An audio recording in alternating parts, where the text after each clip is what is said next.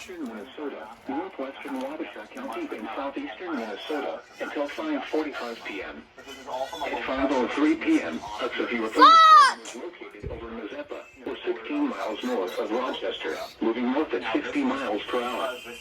Expected hazards include 60 miles per hour wind gusts. This is a radar-indicated threat. The following impacts are expected. Expect damage to roofs, siding, and trees.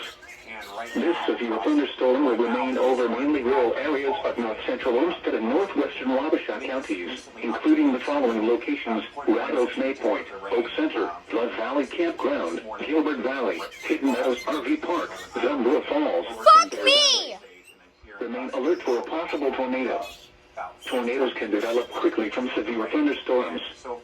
If you spot a tornado, go at once into the basement or small central room in a sturdy structure. For your protection, move to an interior room on the lowest floor of a building. Repeating, a severe thunderstorm warning has been issued until 5:45 p.m. for the following counties in Minnesota: Olmsted and Wabasha. More windy and more gusty with the winds and a little bit here in the rainfall, but we are seeing those thunderstorms. Fuck me! Fuck me!